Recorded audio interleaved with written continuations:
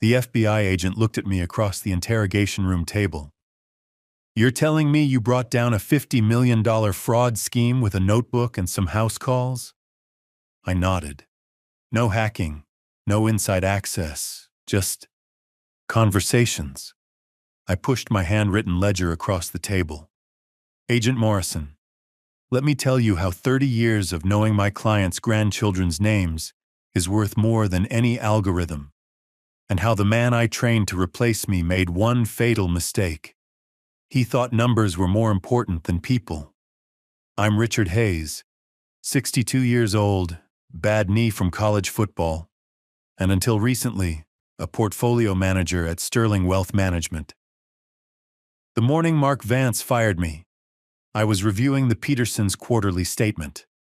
They'd been with me 27 years.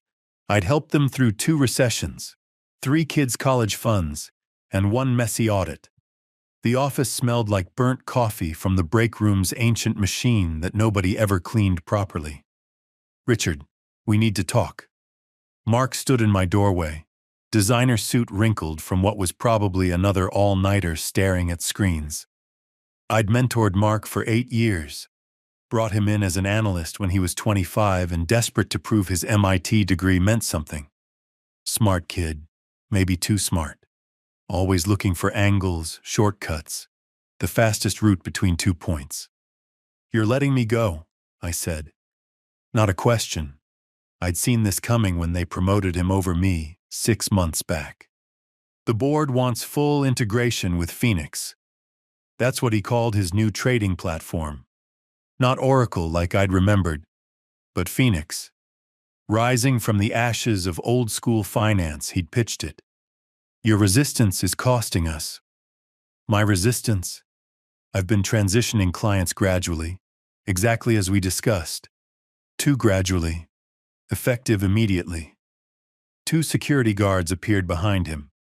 In 30 years, I'd never seen security on the portfolio floor. I packed my things. A photograph of Lisa from before she got sick, my father's fountain pen, and 3 leather notebooks where I kept personal notes on clients. Not their finances, their lives. Mark watched me, fidgeting with his phone. "Those notebooks stay," he said. "They're personal property. They contain client information." I handed them over. He flipped through them quickly, taking photos of several pages with his phone before dropping them in a filing box. The next 3 months were hell. Mark didn't just fire me. He made sure I stayed fired. Word got around that I'd been resistant to regulatory compliance, that I'd become a liability. My friend at Morgan Stanley called to warn me, "Richard, he's telling people you were cooking books the old-fashioned way. That's slander. That's business." I spent weeks in my apartment, living off savings, watching my reputation dissolve. My daughter Sarah would bring groceries, find me still in yesterday's clothes. "Dad, you need to move on." I am moving on. Sitting in the dark isn't moving. Then Margaret Chen called. Her family had been with me since her grandfather opened his first restaurant. Technically, I wasn't supposed to discuss sterling business with former clients, but Margaret never cared much for rules that didn't make sense. "Richard, something's wrong with my portfolio. Call Sterling's compliance department." I did. Mark said it was a rounding error from the Phoenix conversion. Then it probably is. Rounding errors don't buy biotech stocks I've never heard of. That stopped me cold. We'd had this conversation before, years ago, when Mark had first joined. He'd suggested hiding a bad trade by spreading the loss across multiple accounts. I'd threatened to report him. He'd apologized, blamed ambition, promised it would never happen again. I asked Margaret to send me her statements. What I found was elegant in its simplicity. Small trades, always under $10,000 to avoid federal reporting requirements, scattered across hundreds of accounts. Each client lost maybe $50, $100 a month. Unnoticeable unless you were looking for patterns. But patterns were my specialty. I couldn't prove anything from Margaret's statements alone. I needed more data, and I couldn't hack into Sterling's systems.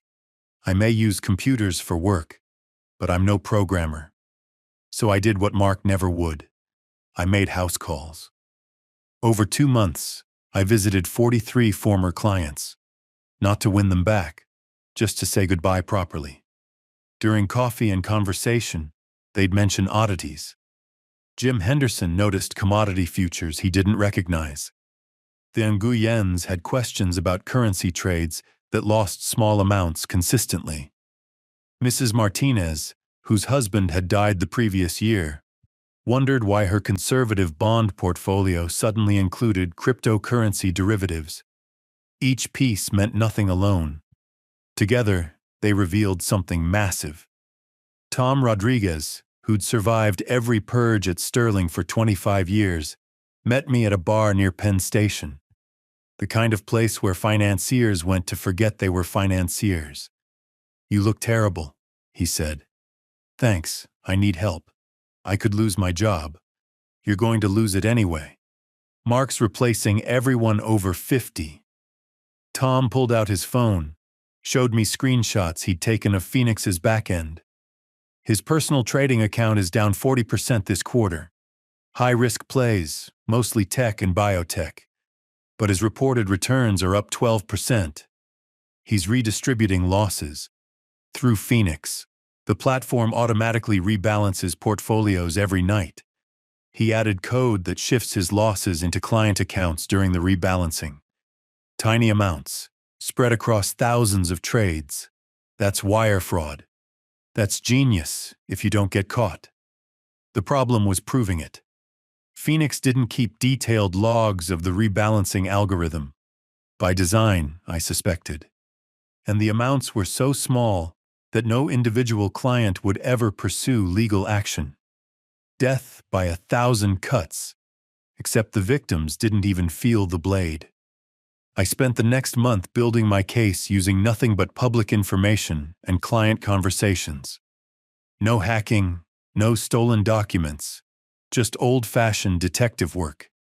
My notebooks, the ones Mark had confiscated, had contained 20 years of handwritten details about client preferences, risk tolerance, investment goals. I'd reconstructed most of it from memory and phone calls. The first 2 weeks were disasters. 3 former clients refused to see me, scared of violating their Sterling contracts. Another threatened to call Sterling's legal department if I contacted him again. I almost gave up when Jennifer Park, a client whose mother I'd helped through the 2008 crisis, told me bluntly, "Richard, you sound like a conspiracy theorist. Mark's making us money. Please get help." That night, I sat in my kitchen wondering if I was losing my mind, seeing patterns that weren't there. A bitter old man grasping for relevance. But then Tony Nguyen called me. "Richard, I had my son. He's a data scientist at Google. Look at our statements." He found something. Tony's son had run a simple variance analysis on their trading patterns. The losses weren't random. They followed a mathematical distribution that was essentially impossible to occur naturally. It was like flipping a coin that landed on tails exactly 0.3% more often than heads. Insignificant individually, but across thousands of flips, statistically impossible without manipulation. That's when I knew I wasn't crazy. Mark's genius wasn't in hiding the crime. It was in making anyone who noticed it sound insane. The pattern was clear. Mark was using Phoenix to commit fraud on a scale that would make Madoff jealous, but with a subtlety that made it nearly impossible to detect. I couldn't go to the SEC. They'd want electronic evidence I didn't have. The FBI would need probable cause I couldn't provide. But I had something better. Relationships. I arranged a dinner with 8 of my oldest clients. Families whose combined wealth represented 12% of Sterling's assets under management, enough to cause serious damage if they left together. We met at Tony Nguyen's restaurant after closing. No recordings, no lawyers, just conversation. "Here's what's happening," I said, laying out printed statements, showing the patterns. Small amounts, but consistent. You're each losing between 500 and 5,000 monthly. That's theft, said Gardner Wilson, whose great-grandfather had built railroads. Yes. What do you want us to do? Nothing illegal, just request an independent audit. And if Sterling refuses, then you move your money. That's not illegal, that's choice. They didn't coordinate explicitly. That would have been market manipulation. But wealthy families talk. Within a week, word had spread through their networks. Not just my 8 families, but their friends, their golf partners, their yacht club members. By the time Sterling's board convened an emergency meeting, they were facing audit requests from 32 different accounts, representing nearly 20% of their assets. Gardner Wilson's response became legend in certain circles. Full external audit by Friday, or we walk Monday. Sterling had 72 hours to decide between transparency and losing a third of their assets. They chose transparency, thinking they could control the narrative. The audit took 3 weeks, not the dramatic 36 hours I'd imagined in my revenge fantasies. The first week, Sterling's lawyers tried to limit the scope, arguing that comprehensive review would destabilize market confidence. The families held firm. Week 2, the auditors found irregularities but couldn't determine if they were intentional or system errors. Phoenix's code was, according to the FBI tech team who explained it to me later, 47,000 lines of deliberately obscure programming. Mark had been smart. He'd buried the fraud function inside routine maintenance protocols, labeled as variance optimization. Even the FBI's technical team initially missed it. The breakthrough came from an unexpected source. Mark's assistant, a kid named Carlos who'd been with him 2 years, came forward. Not out of conscience. He was covering his own ass. He'd noticed Mark accessing the system at 3 a.m. every night, always from his personal laptop. Always for exactly 12 minutes. Carlos had more than just timestamps. He'd remote accessed Mark's screen one night, thinking he might need leverage someday. He had recordings of Mark manually adjusting the rebalancing algorithm, moving specific loss positions from his personal account into client portfolios.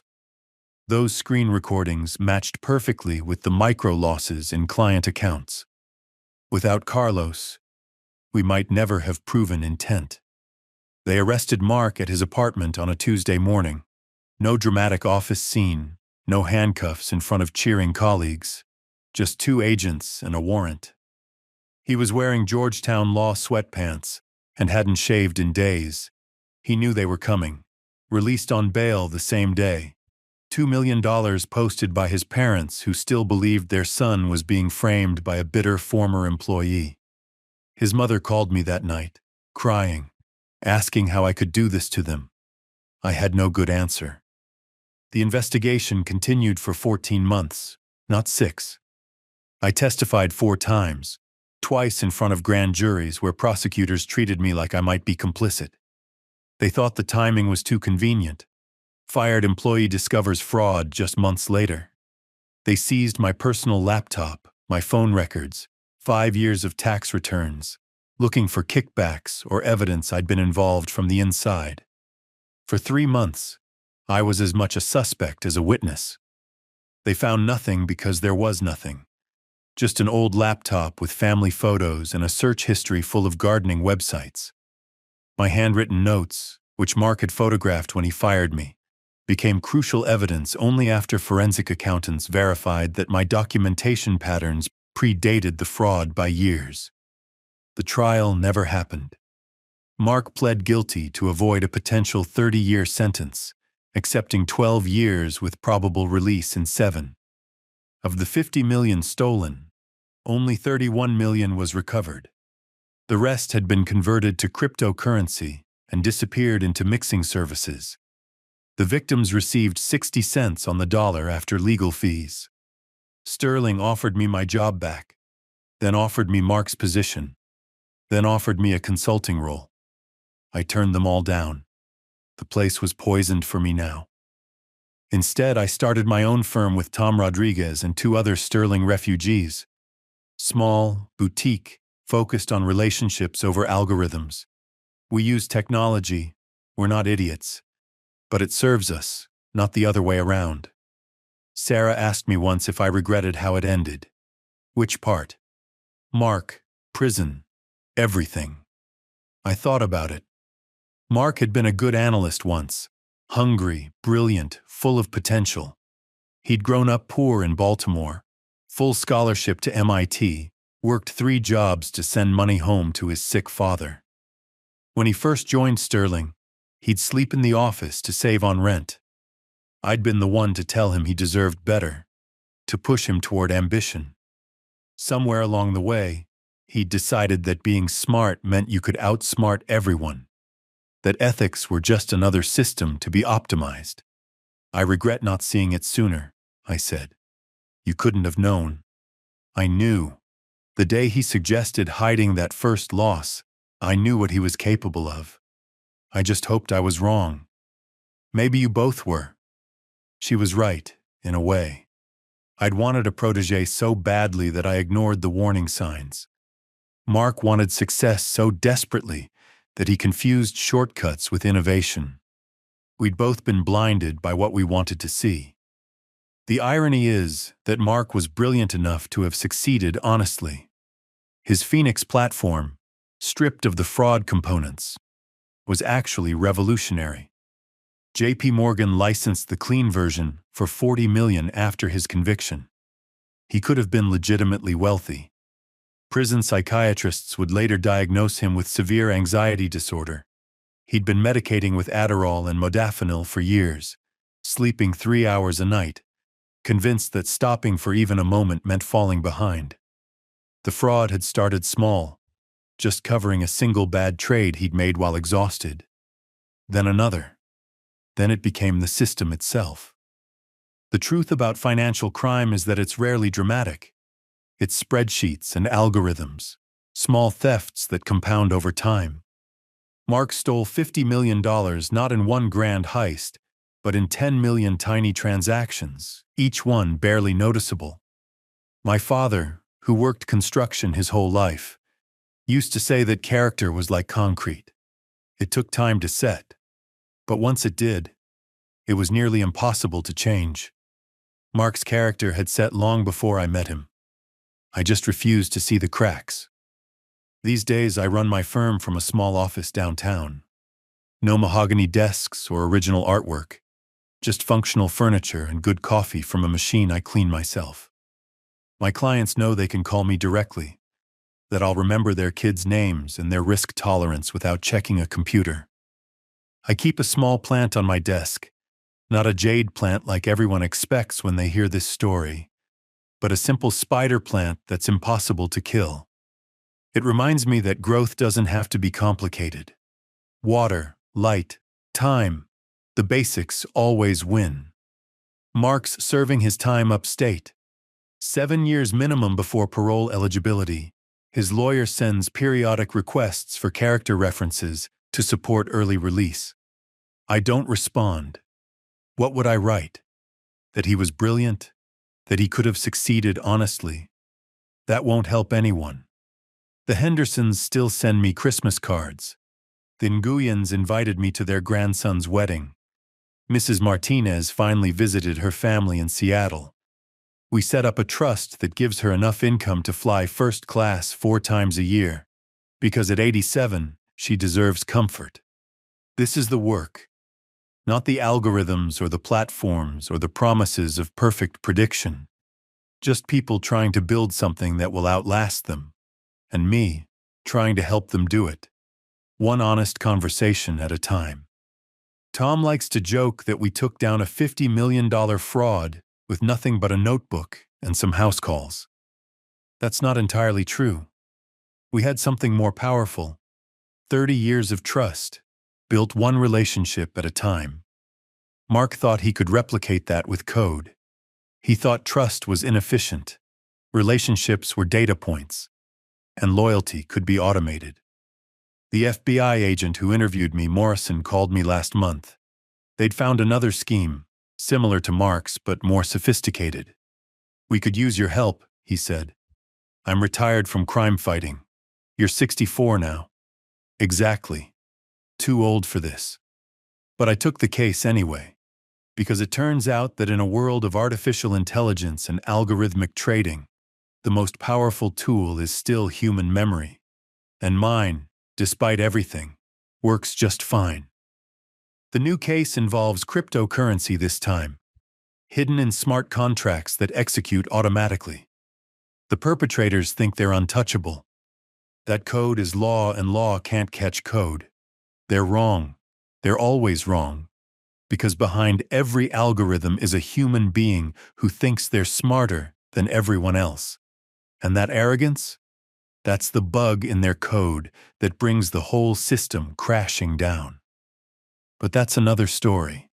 This one ends where it should, with an old man at a small desk, managing money the old-fashioned way, proving that sometimes the best technology is no technology at all. Just knowledge, experience, and the radical idea that numbers on a screen represent actual human beings with actual human dreams. Mark never understood that. He saw portfolios where I saw people. He saw inefficiency where I saw relationships. He saw the future where I saw something simpler. The present, handled honestly, one client at a time. That's not revenge, that's just math. The long-term returns on trust consistently outperform the short-term gains from betrayal. It's the oldest formula in finance, and it still works.